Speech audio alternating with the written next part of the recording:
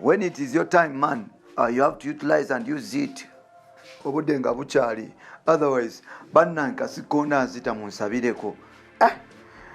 Kimu bibiri. Anyway, badde ngamba nti bwebanga time yo olina ogikwata n'okugikozesa obulungi mpola mpola osobola okuba nti oba oliawo ogenda mu maaso n'okuba nti ogifunamu yes osobola okuba nti ogifunamu mpola mpola. Today Bebe Cool ne mukyala mukulu amanyikiddwa nga Zuwena Kirema Sally bagenda kuba nti bazanyayo oba bazanyika movie akatambika omukwano kwe bagenda okuba nti basobola okuba nti basabukulira bannayuganda emboozi y'omukwano gwabwe besanga batecce bafunamu n'ebisigaddewo era nga Kings and Queen this movie egenda kuba nti efuluma anytime from now mpola mpola egenda kuba nti ebeera ku TV esawa yonna. Firimu eno yakwatibwa Sasha Vibes n'abantu ab'enjawulo. Sorry bannange munsabireko, otherwise I'm not doing fine.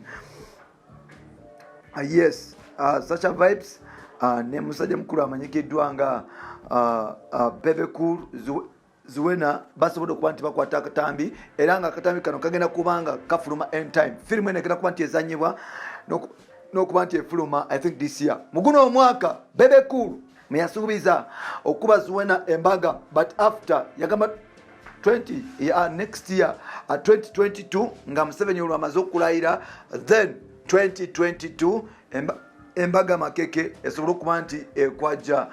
Yes, byebino ebitandise byetugenda okuba nti tukutuusaako. Ngenda kusaba muganda wange omupya osobola okuba nti osubscribinga tusobola okuba nti tutambula ffenna. Yes, osobola okuba nti osubscribinga tusobola okuba nti tutambula ffenna olwo nno tugende mu maaso n'okuba ntukula. Amanya n'eddoboozi bamutantambi Jimso, of course, Rich Boy Maxud Jr., the Entertainment Wikipedia Uganda, Kasikonda ntwaliriza munzikirize ngende mpola mpola kubanga I think it is 2 days now naye nga ate tukijja kugwa. Bebe Cool ne Zuwena basaze okugenda mu theatre oba okusalawo okuyingira movie industry nga bw'olaba families endala. Jjukira nti Bobby Wine omwaka gwalinga gwa 2008 2011 bagenda mu maaso n'okuba nti bazannya omuzannyo gwabwe gwali ku TV ya Uganda yalinga bukedde I think gye bayita Ghetto Family nga mulimu the Ghetto President the Ghetto First Lady omwava Babian Bobby. Life eno yasobola okugenda mu maaso n'okuba nti ewamba bannayuganda era kana akazannyo kagenda mu maaso n'okuba nti katunda. Bukedde yasobola okuba nti efuna attention ne viewers ne viewership ezisakinza okubeera etabu mu biseera biryo era ng'akyayamba nnyo Bobeni okuba nti azimba ligase. Wetwogerera Bebe Cool akoze ekintu kye kimu ne mukyala amanyikiddwa nga Zuwena Sally basobola okuba nti bagenda mu field okukola akazannyo oba akatambika ekamu kano bannange akatambika ekamu kano nga bazanyira ku bannayuganda obulamu bwabwe gye buvudde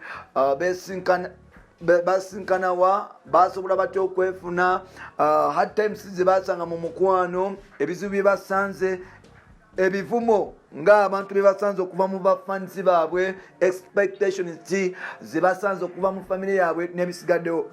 Movie eno egenda kuba nti efuluma anytime from now era nga bannayuganda oba oliawo especially the Gagamarian family batandise dde okuba nti bagyesunga nga bagamba nti their star agenda mu maaso n'okuba nti akikola mpola mpola.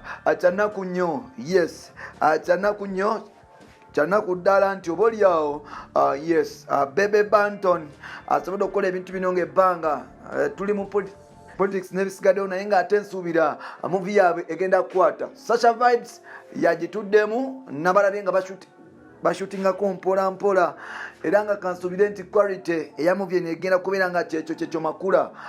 Yes, nga terimu lucerecere n'ebisigaddewo. I trust Sasha Vibes kubanga yes yali asoma movie coverage. I think yasoma film something so amanyi obikwata ebyo bulungi. And time from now tusuubira Bebe Cool okuba nti atukolera ekintu eky'amaanyi. Papita Tambi Jimso Rich Boy Maxud Jr. Obulekwa nti otambula nange kankomewo.